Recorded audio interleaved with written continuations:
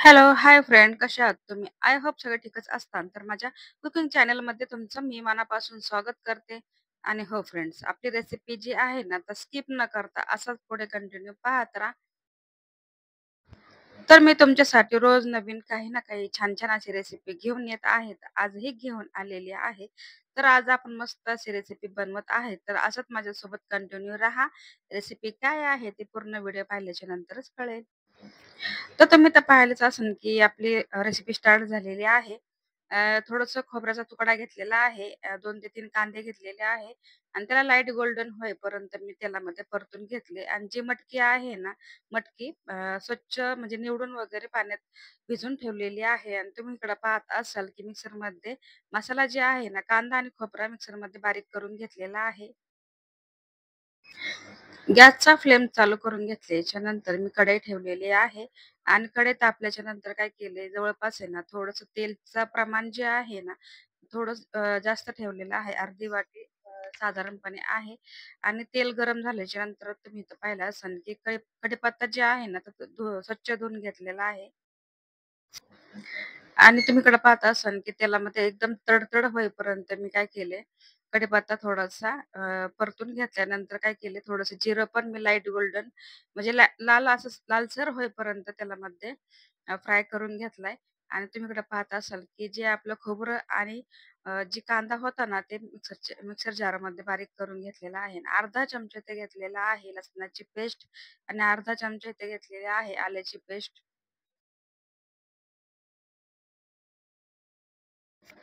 आता काय करायचं हे जे काही जिन्नस आहे ना आपण टाकलेले, हे सर्व मिश्रण आहे ना एकसारखं आपल्याला तेलामध्ये परतून घ्यायचं आहे. जवळपास 3 ते 4 मिनिटं आपण काय करणार आहे, असंच ह्याला परतून घेणार आहे. नंतर आपले मसाले जे आहे ना ॲड करणार आहोत.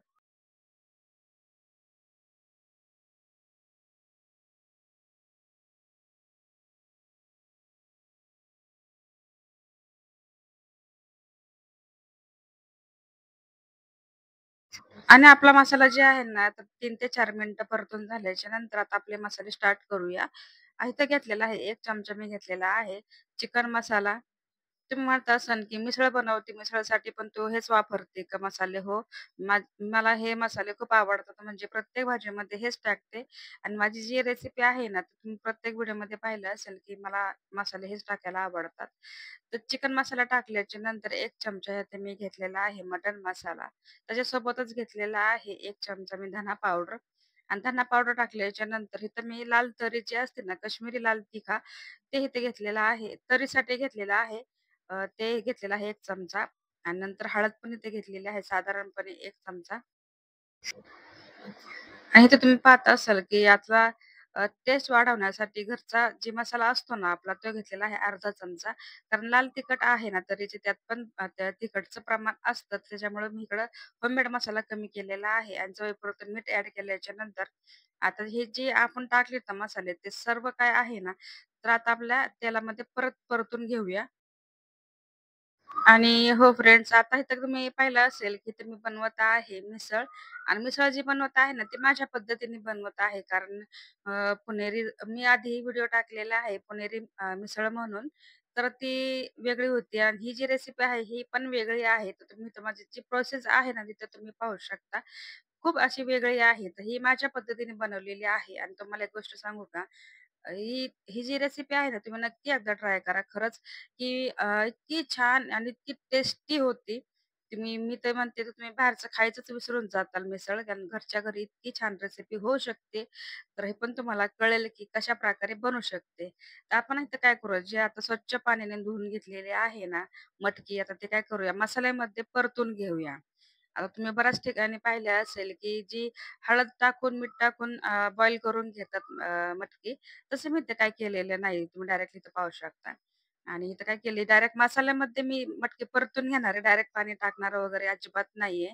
आता जे आहे ना, तर पूर्ण एकसारखं मिश्रण तयार केल्याच्या नंतर ह्याला मी 5 मिनिटं गॅसचा फ्लेम कमी करून त्याला मी असंच म्हणजे सॉफ्ट करून घेणार आहे. म्हणजे कसं, की झाकण ठेवल्याच्या नंतर काय होतं, जे मसाला आणि मटकी पूर्ण एकत्र फ्लेवर होतो आणि मटकीला टेस्ट वाढते, चविष्ट होते. त्याच्यासाठी काय केले आणि तुम्ही इथं पाहू शकता बरं का, एकदम कलर जे आहे ना, एकदम चेंज झालेला आहे. आधीचा व्हिडिओ पहा ना, आत्ताचा व्हिडिओ पहा. तुमच्या तोंडाला पण पाणी सुटलेलं आहे का नाही सांगा बरं? तर ही रेसिपी इतकी छान झालेली होती ना, तर म्हटलं चला आपण आपल्या पद्धतीने नवीन काहीतरी बनवूया. तर आता हे काय केले तुम्ही इथं पाहिलं असेल, की जे काय 5 मिनिटाच्या नंतर झाकण ओपन केल्याच्या नंतर मटकी इतकी सुंदर दिसत होती, इतकं खमंग वास सुटला होता, तर काय सांगू. आणि नंतर काय केले मी थंड पाण्याचा वापर न करता तर मी गरम पाण्याचा वापर केलेला आहे. पाण्याचं प्रमाण पातळ म्हणजे असं काय केले जास्त ठेवलेलं आहे. आपली जी मिसळ असते ती म्हणजे काय होतं, की फरसाणमध्ये डिप झालं पाहिजे. त्याच्यासाठी काय करायचं पातळच ठेवायची आहे.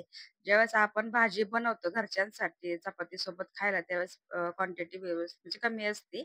घट्टचं प्रमाण असतं. आता तुम्ही पातळ बनवलेली आहे आणि आपल्या मिसळला तरी तुम्ही पाहू शकता कशाप्रकारे आलेले आहे.